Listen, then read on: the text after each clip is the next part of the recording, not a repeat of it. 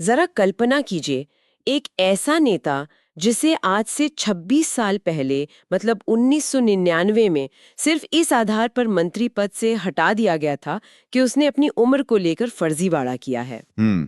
हाँ। और सबसे हैरान करने वाली बात तो ये है कि उस समय उसके खिलाफ ये आरोप उसी राजनीतिक दल ने लगाया था जो आज उसे मुख्यमंत्री की कुर्सी पर बैठा रहा है। बिल्कुल। और वो भी अप्रैल 2026 में। मतलब ये किसी ड्रामे या फिल्म की कहानी जैसी लगती है ना? एकदम सही कहा। लेकिन देखिए, ये बिहार की वर्तमान राजनीति की सबसे बड़ी हकीकत है। तो आज की इस गहन चर्चा में हम इसी ऐतिहासिक घटनाक्रम को डिकोड करने वाले हैं, जहां 15 अप्रैल 2026 को सम्राट चौधरी ने बिहार के 24वें और भारतीय जनता पार्टी के 46 साल के इतिहास में पहले मुख्यमंत्री के रूप में शपथ ली है। और इस चर्चा के लिए हमारे पास जानकारी के कई अलग-अलग स्रोत हैं। हमने हाल ही के समाचार लेखों, राजनीतिक आत्मकथाओं, विकिपीडिया पेजों और खुद सम्राट चौधरी के चुनावी हलफनामों का विश्लेषण किया है। हाँ, और आज हमारा मिशन ये समझना है कि कैसे अलग-अलग पार्टियों से होते हुए एक नेता सत्ता के इस शीर्ष पर पहुंचा।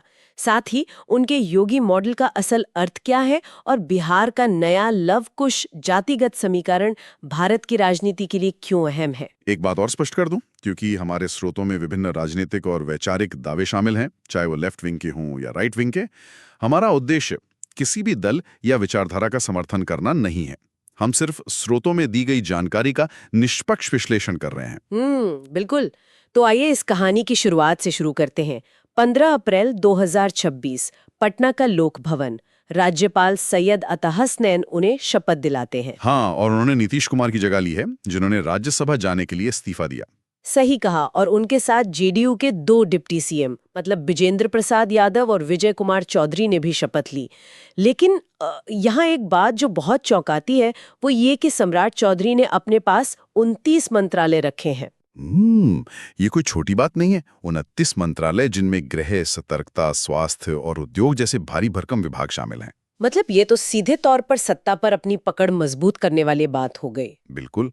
ये इस बात का संकेत है कि वो डबल इंजन सरकार के तहत प्रशासनिक मशीनरी को बहुत तेजी से चलाना चाहते हैं। अगर इसे आसान भाषा में समझे तो ये वैसा ही है जैसे कोई नया सीईओ किसी घाटे वाली कंपनी में आते बहुत आक्रामक की परफॉर्मेंस इंडिकेटर्स या केपीआई सेट कर दे।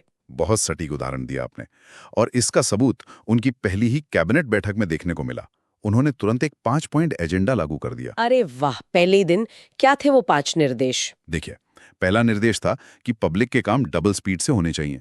दूसरा, भ्रष्टाचार पर जीरो टॉलरेंस। जो कि हर नई सरकार कहती है। और तीसरा तीसरा ये कि सीएम ऑफिस से लेकर निचले स्तर तक किसी काम में देरी न हो। चौथा, ब्लॉक और पुलिस स्टेशन स्तर पर सेवा में सुधार। और पांचवा, सभी विभागों में बेहतर समन्वय। मतलब कुल मिलाकर पूरी तरह से मोड नीतीश मॉडल पर चलने की तैयारी। हाँ, उन्होंने खुद इसे मोदी नीतीश मॉडल कहा। हालांकि विपक्ष के नेता तेजस्वी यादव ने उन पर तंज कसते हुए उन्हें सिलेक्टेड मुख्यमंत्री कहा। सिलेक्टेड, ये तंज भी उनके राजनीतिक सफर को देखते हुए काफी कुछ कहता है। अब यहाँ मुद्दा सच में दिलचस्प हो जाता है। कैसे? मेरा मतलब है कि जो व्यक्ति बीजेपी के ही हमले के कारण फर्जीवाड़े में बर्खास्त हुआ हो और जिसने इतनी पार्टियां बदली हो, वो अचानक बीजेपी का सबसे बड़ा चेहरा कैसे बन गया? इसके लिए हमें उनके विरोधाभासों से भरे सफर को थोड़ा करीब से देखना होगा। 16 नवंबर 1968 को जन्मे सम्राट चौधरी का असली नाम राकेश कुमार है। अच्छा, और उनके पिता शकुनी चौधरी भी बिहार के दिग्गज नेता रहे हैं? बिल्कुल। और अभी नवंबर 2025 के चुनावों में उन्होंने तारापुर सीट से आरजेडी के अरुण कुमार को 45,843 वोटों के भारी अंतर से हराया है। हाँ, लेकिन उनके पार्टी बदलने का इतिहास तो देखिए। 1990 में समता पार्टी से शुरुआत की, फिर 1999 से 2014 तक आरजेडी में रहे। हाँ, फिर जेडीयू गए और अंततः 2017-18 में बीजेपी में शामिल हो गए। और वो 1999 वाला विवाद, जब राबड़ी देवी सरकार में उन्हें मंत्री बनाया गया था। वही तो सबसे बड़ी विडंबना है। तब उनकी उम्र कम होने का विवाद उठा था और तत्कालीन राज्यपाल, जो कि बीजेपी नेता सूरजभान थे, उन्होंने उन्हें बर्खास्त कर दिया था। बाप रे, मतलब बर्खास्तगी और धोखाधड़ी का केस भी दर्ज हुआ था। हाँ, और उनके आक्रामक रवैये का एक और उदाहरण स्रोतों में मिलता है, उनका भगवा पगड़ी या मुरेठा का प्रण। ओह हाँ, मैंने पढ़ा था इसके बारे में। उन्होंने कसम खाई थी कि जब तक नीतीश कुमार को सत्ता से बेदखल नहीं कर देते तब तक पगड़ी नहीं उतारेंगे। बिल्कुल। लेकिन राजनीति में कस्मों की उम्र परिस्थितियों पर निर्भर करती है। जब जनवरी 2024 में नीतीश कुमार वापस एनडीए में लौटे तो उन्होंने वो पगड़ी उतार दी। और विवाद सिर्फ यहीं खत्म नहीं होते। प्रशांत किशोर ने तो उनके हलफनामे, उम्र और शिक्षा पर भी गंभीर सवाल उठाए थे। सही कहा। उनके चुनावी हलफनामे में कैलिफोर्निया पब्लिक यूनिवर्सिटी अमेरिका से डॉक्टर ऑफ लिटरेचर और मदुरै कामराज यूनिवर्सिटी की डिग्री का जिक्र है, जिन पर बहस होती रही है। और जहां तक मैंने स्रोतों में देखा है, हलफनामे के मुताबिक उन पर आचार संहिता उल्लंघन का एक पेंडिंग केस भी है, FIR 35/14 तारापुर। हाँ, और उनकी संपत्ति के आंकड़े भी अलग अलग स्रोतों में अलग कहानी कहते हैं। वन इंडिया की रिपोर्ट उनकी कुल संपत्ति 11.35 करोड़ बताती है। लेकिन उनके अपने हलफनामे के दस्तावेजों में पत्नी और उनकी संपत्ति मिलाकर लगभग 1.6 करोड़ की चल अचल संपत्ति दिखाई गई है। तो यहाँ जो सबसे रोचक बात है वो ये कि राजनीति में विचारधारा या साफ सुथरे रिकॉर्ड से ज्यादा विनेबिलिटी, मतलब जीतने की क्षमता मायने रखती है। और जाहिर है जातिगत समीकरण भी। तो इसका मतलब ये हुआ कि बीजेपी को उनका इतिहास नहीं बल्कि उनका भविष्य और उनकी जातिगत अपील चाहिए थी। एकदम सही पकड़ा आपने।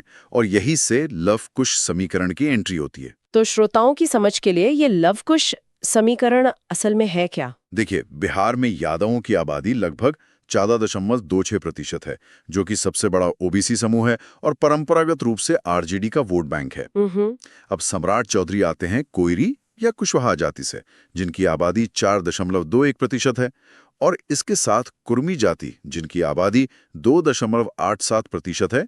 दोनों मिलकर लव कुश समीकरण बनाते हैं। मतलब ये दोनों मिलाकर लगभग 7% आबादी बन जाती है। बिल्कुल। और नीतीश कुमार खुद कुर्मी समुदाय से आते हैं। तो जब उनका केंद्र में जाने का रास्ता तय हुआ, बीजेपी की नजर इसी 7% लव कुश वोट बैंक पर टिक गई। लेकिन क्या बीजेपी के पुराने नेता इस बात से सहज थे? क्योंकि सम्राट चौधरी का तो कोई आरएसएस का बैकग्राउंड भी नहीं है। आपने बिल्कुल सही सवाल उठाया। पुराने नेता काफी असहज थे, लेकिन यहाँ केंद्रीय गृह मंत्री अमित शाह ने एक बड़ा दांव खेला। अच्छा, अमित शाह को उनमें ऐसा क्या दिखा? उन्हें सम्राट चौधरी का आक्रामक अंदाज पसंद आया। अमित शाह को लगा कि बिहार में आरजेडी के यादव वोट बैंक को टक्कर देने के लिए एक ऐसे ही तेज तरार चेहरे की जरूरत है। और अपने उस गैर आरएसएस बैकग्राउंड की भरपाई करने के लिए शायद सम्राट चौधरी ने खुद को एक कट्टर हिंदुत्ववादी चेहरे के रूप में पेश करना शुरू कर दिया। बिल्कुल। स्रोतों के अनुसार उन्होंने अवैध बांग्लादेशियों को सीमांचल से निकालने का वादा किया, लव जिहाद के मामलों की जांच का ऐलान किया। हाँ, और मुझे 2023 का वो प्रदर्शन भी याद आ रहा है। शिक्षक भर्ती और 10 लाख नौकरियों के वादे को लेकर पटना के डाक बंगला चौराहे पर हुआ था। हाँ, वो बहुत बड़ा टर्निंग पॉइंट था। उस प्रदर्शन के दौरान लाठीचार्ज में एक बीजेपी कार्यकर्ता की मौत हो गई थी, जिससे सम्राट चौधरी सरकार के सबसे मुखर विरोधी के रूप में स्थापित हो गए। लेकिन देखिए, एक तरफ वो हिंदुत्व की बात करते हैं और दूसरी तरफ उन्होंने जातिगत जनगणना का भी समर्थन किया था। यही तो आज की राजनीति का संतुलन है।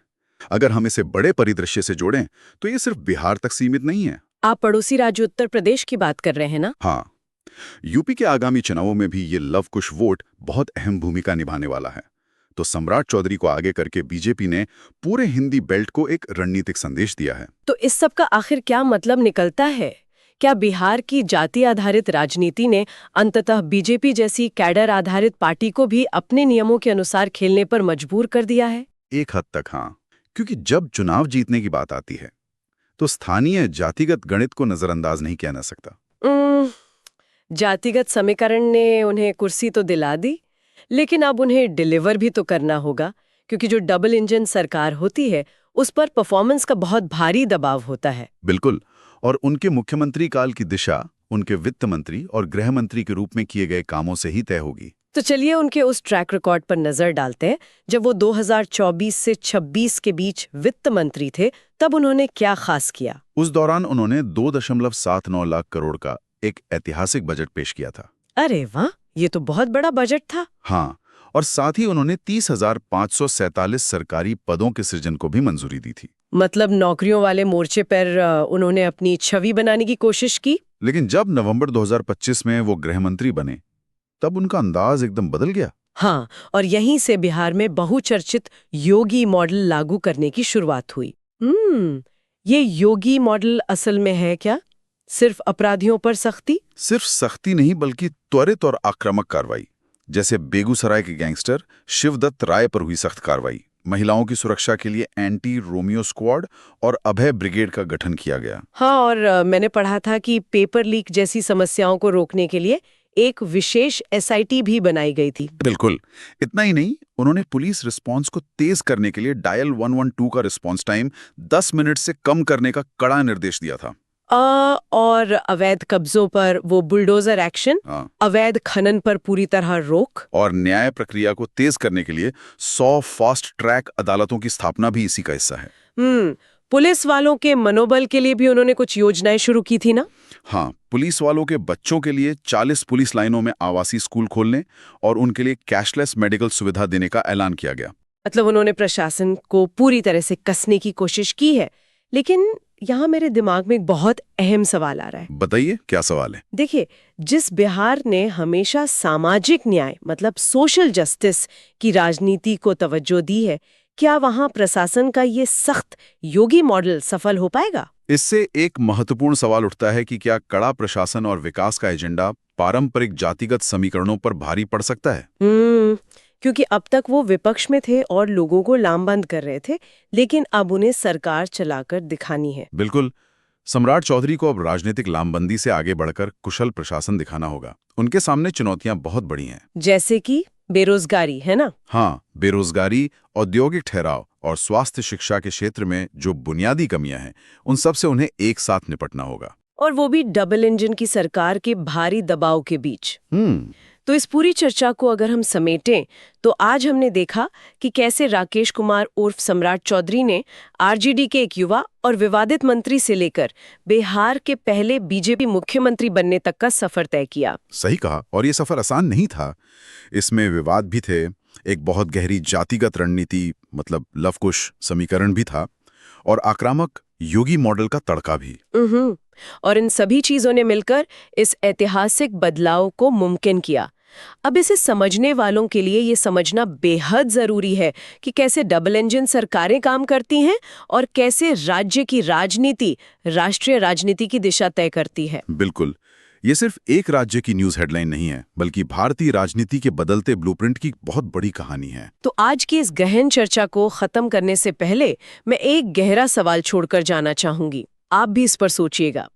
मैं भी सुनना चाहूंगा। अगर एक ऐसा नेता जिसका इतिहास पार्टियां बदलने का रहा हो और जिसका कोई पुराना आरएसएस बैकग्राउंड न हो, वो अगर एक कैडर आधारित पार्टी का शीर्ष नेता बन सकता है, तो क्या इसका मतलब ये है कि राष्ट्रीय स्तर पर अब राजनीतिक पार्टियों के लिए वैचारिक शुद्धता या आइडियोलॉजिकल प्योरिटी से कहीं ज्यादा अहमियत क्षेत्रीय स्तर पर चुनाव जीतने की व्यवहारिक क्षमता यानी रीजनल विनेबिलिटी ने ले ली है? ये वाकई सोचने वाली बात है। इस पर विचार जरूर कीजिएगा।